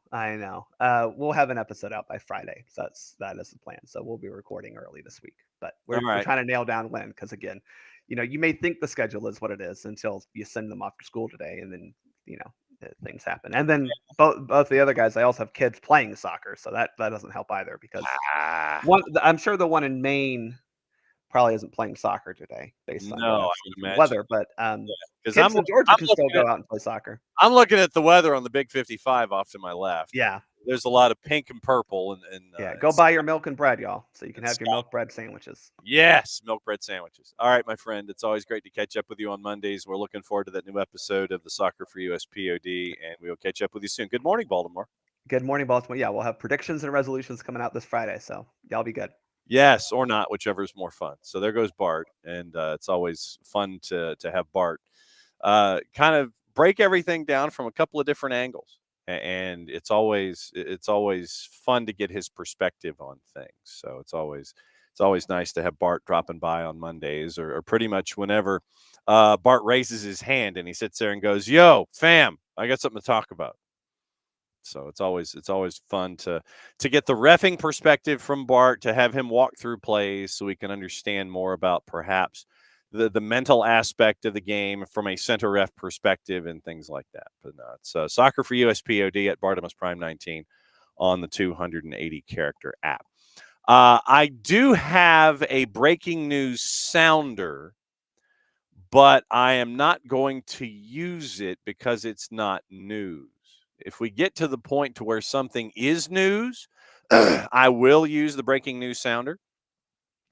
But apparently, according to Ben Jacobs and our friends at GMS, Lopetegui is set to be sacked by West Ham. Graham Potter is a leading candidate to replace. So keep an eye on that involving folks and involving the idea of perhaps, I don't know, you, sir, can be the new head coach at West Ham. So it looks like Julian Lopetegui might be on his way out. On the board, looks like Brian McCabe has signed a new contract to mark his 11th season in Louisville at Lou City for 2025. So he has signed a new deal. Red Bulls 2 defender Jair Colahuazo has been named to the Ecuadorian U20 national team for the 2025 CONMEBOL U20 championships. Sofiane Jafal is joining Lexington SC's men's team in a transfer from San Antonio FC. So there's news there as well. Joe Bellingham being targeted by Crystal Palace again this January, according to our friends at Talk Sport. Eagles hold a long-term interest in the 19-year-old who is valued at £20 million by Sunderland. So there's that information. The other stuff that we wanted to get into involving Major League Soccer. Toronto FC, according to that great reporter known as Sources, sounds like a rock group from the 90s. Sources. It appears that there might be, possibly, probably, maybe, working towards a departure for Lorenzo Insigne in the winter. So according to Tom Bogert, Tommy Scoop says nothing is imminent or settled. So it's not quite a scoop. So it's staring at tea leaves, perhaps, by Tommy Scoops. Both sides motivated to split before the 25 season, sources say. Transfer window is open for the most of the world this month. So literally the transfer window is open this month for the rest of the planet. Doesn't kick in for Major League Soccer until the end of the month. So it could see a return to Europe for Insigne or head to the Middle East. Toronto could choose to use the contract buyout. We talked about the buyout involving Atlanta United players. And just as an FYI, I mentioned controlling an asset, the contractual, the monetary ideas behind it. Santi Sosa last year, to give you an idea, guaranteed compensation was $778,000. And there was a reason that Atlanta United kept him under contract, was because there were clubs that were interested. Rossing was interested. And so Rossing knocked on Atlanta United's door, and saw the 778-1 and didn't flinch. So that's what you're so just as a contractual comparison, Luis Abram guaranteed compensation last year $871. So it's $100,000 difference in the asset that we are discussing, in an asset. There's always a reason that until the bitter end, if no club on this planet is interested, then you would use the buyout. For Toronto, by the way, Insigne's contract runs through the summer of 2026. Insigne is the second highest paid player in Major League Soccer behind Messi. He makes 15.4. 15.4 for Lorenzo Insigne. More than the total wage bill of 7 Major League Soccer clubs. So Lorenzo Insigne, by his lonesome,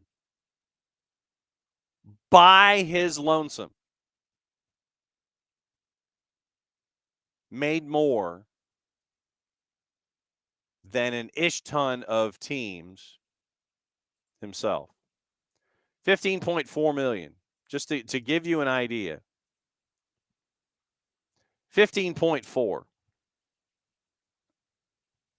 Well, and you're looking at the senior wage bill. Total allocations, by the way, aren't that bad. 15.4 was more than San Jose and Montreal in total allocation. But if you're looking at it from just senior monies given, then it's a lot more than that. So 15.4, by the way. So 15.4 is 11, 14, more than half if you're looking at senior roster spots, by the way. Total allocations at 15.4. He only made more than San Jose and Montreal in total.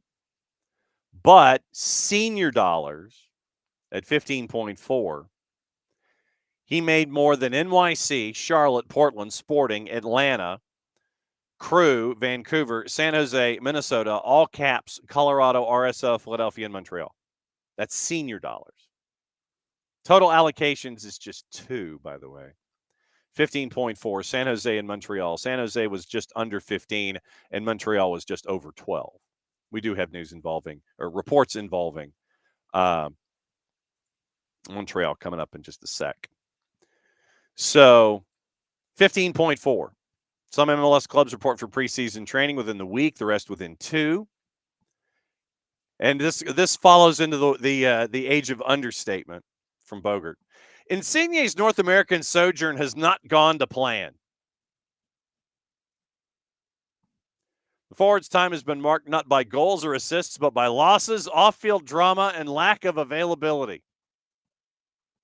Toronto's not made the playoffs once in his 2.5 years at the club, finishing dead last in 2023. 54 regular season appearances in his time at the club, 14-14, by the way. So there was an article in 2023 at The Athletic that Tom Bogert references by Joshua Clokey. Behind-the-scenes look at the locker room in which Insigne pushed for the firing of head coach Bob Bradley. You remember that.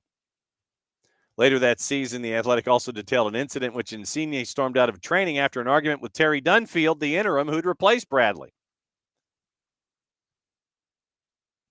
Toronto playing Messi and friends. Insigne was only fit enough to make the bench, subbed in toward the end of the match. John Herdman appeared to take a shot at Insigne at the press conference. Quote, you could see he didn't have much in him. I think he managed to get Messi's shirt, though, but yeah. Still without a head coach, by the way, Toronto. They don't have a head coach yet. Final stage of that search, according to Bogert, by the way. Bernardeschi, still on the roster, not making 15.4. Also, the transfer notebook, it looks like Zamalek in Egypt is negotiating to sign Mahala Opoku from CF Montreal. Zamalek submitted a loan bid with a purchase option. Montreal are not interested in entertaining a loan offer. Talks are continuing. Total of 19 players have left Montreal in the last 2 windows. Opoku would make 20. Montreal brought in Caden Clark, Jaquil Marshall-Ruddy, and Fabian Erbers this winter. The Zamalek are the top dogs in the Egyptian Premier League, 14 points after 7 matches, 14 titles, 5 CAF Champions League titles since 2002. Only 2 clubs have won the Egyptian title, Zamalek and Al Ahly. Club America have bid for Richie Ledesma at PSV. Bids under review. Cesar Luis Merlo et al. Ledesma is eligible for the Mexican national team, could count as a domestic player in Liga MX. Broken back into PSV Eindhoven's first team after at right back. Sources say Club America like his versatility to play both right back and central mid. 1 senior MNT cap, 17 appearances for PSV, 5 in the Champions League. Attacking midfielder Ledesma starred for the U.S. at the U20 World Cup, beating France in the round of 16, eliminated by Ecuador in the quarters. The Ecuadorian squad had 11 players who've gone on to make their senior debuts. Santos have bid for Josh Windass. Yes, that is true. Brazilian giant Santos have bid for Josh Windass from Sheffield Wednesday. Confirmed the bid in an interview with TalkSport. Santos managed by Pedro Caixinha, who managed Windass at Rangers. Turns 31 this week. Appears his new contract expires in the summer and he'll be a free agent again. Sheffield Wednesday, middle of the table right now, 10th, but just 3 points outside of the promotion spots. So you have those pieces of news involving folks in, folks out, what have you. The other pieces of news involving folks, by the way, just over the weekend. No, not NBA. You, you hit a button and you're thinking something's going to happen. Omar Campos, by the way, signed by transfer from LAFC to Cruz Azul. The transfer fee estimated at $5 million. We mentioned what's going on in Montreal. Michael Adedokun signed a one-year deal. Includes 26, 27, and 28 with club options. So basically it's a 4, but it looks like it's a 1 with 3 options. The forward out of Ohio State has signed his deal. So it's club options for 26, 27, and 28. The cap hit as of yet undisclosed. Matias Kokoro is going to join Atlas FC and Gonzalo Pineda, loaned from Montreal to Atlas through the end of the 25 season. Donovan Parisien has signed a 2-year deal with New England, which includes options for 27 and 28.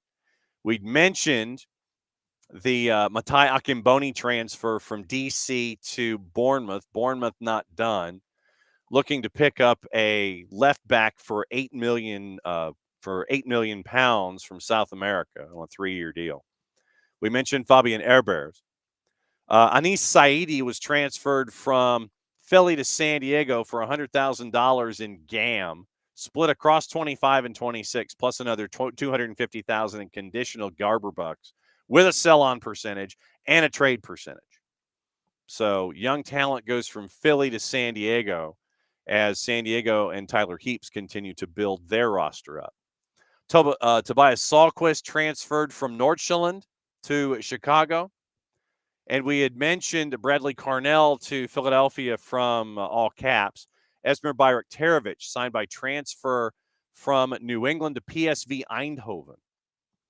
So once again, we had mentioned that Bayraktarovic was a certifiable pain in the you-know-what when it came to his play in MLS Next Pro and the cup of coffee that he had in Major League Soccer. So big piece of business for New England. And for New England to sign him and flip him this way. Right now, only 8 senior roster players available for New England. New England will be one of the more fascinating roster builds in the upcoming year. 8 senior players: Boateng, Bai, Campana, Chonkalai. We don't know how healthy he is to start the season. Campana, Chonkalai, and Heel, the 3 DPs. Ivacic, Panayotu is a homegrown, Matt Polster. 8 senior players. 3 supplementals: Peyton Miller, Will Sands, Santi Suarez. They're all guaranteed for 25. Non-active roster slots: Noel Buck, Brian Ceballos, Luis Diaz, who was brought in on a free, Farrell, Fofana, Malcolm Fry, Luca Langoni, who they have a lot of expectations for coming up in 25. Demario McIntosh, Parisian, we mentioned, Vrioni, Jackson Ewell, Al-Hassan Yusuf. Right now, you got 4 DPs. Campana, Chonkalai, Heel, and Vrioni. Langoni's your only U22. But I will be intrigued. Right now, you got 23 players. 23 players right now in New England. How is that going to build out? I will be fascinated to see what it's going to be in New England because of the players that have been moved to San Jose, all 4 of them, that Bruce Arena was like, yeah, I'll take them. Sure enough, he did. And then you sell Bayraktarovic to PSV Eindhoven. You got space. How are you going to fill it? I'm intrigued by the conversations of Kurt Adolfo and Caleb Porter and what that looks like coming up in the upcoming year, right? Really in the upcoming month, to be perfectly honest. All right, so gossip, rumor, and innuendo, what to watch, where to watch, how to watch it. Remember, you do have Monday Night Football this afternoon. And I'm not talking about the 1AA championship in college football. You do have the juice boxes this afternoon. Liverpool are open to accepting an offer for anywhere from 50 to 60 million pounds for Darwin Nunez. AC Milan are the latest club. We'd mentioned the Marcus Rashford deal. That's from the 4-letter paper. Take the information at your own peril. West Ham drawing up a list of attacking targets for January, which includes Brighton's Evan Ferguson, Wolves' Wong Hee-chan, and Middlesbrough's Emmanuel Latelath. Mateus Cunha close to signing a new lucrative deal at Wolves amid interest from Arsenal. There will be a rider in there if Wolves were to get relegated. Randall Colomowani could leave PSG this month with AC Milan, Juve, Bayern, RB Leipzig, Villa, and Spurs all interested in the forward. That's once again from our buddy Ben Jacobs. Chelsea midfielder Cesare Casade has agreed to join Torino, although the clubs remain apart on a fee. That's from Gianluca Di Marzio.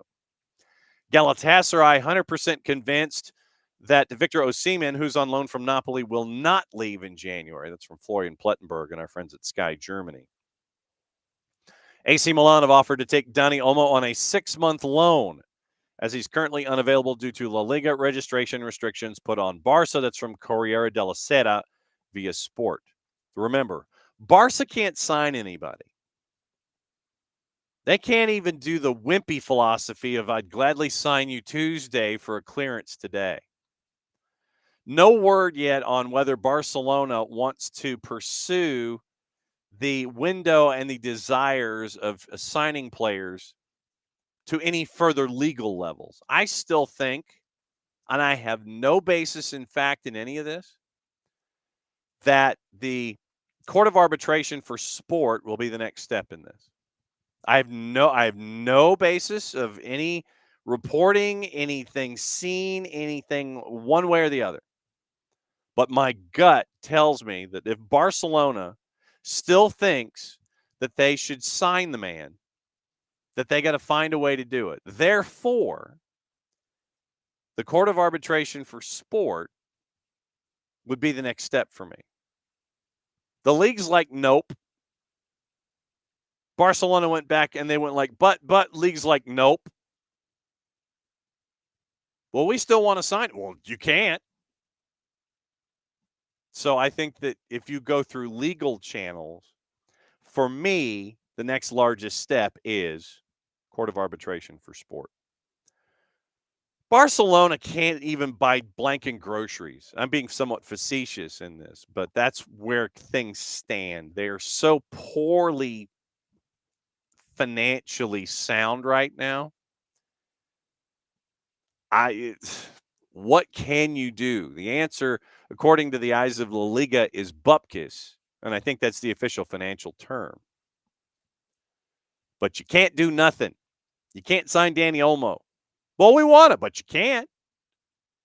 But we want it, but you can't. Literally, that's the argument. This is like arguing with a 6-year-old or a young child. Pick your age.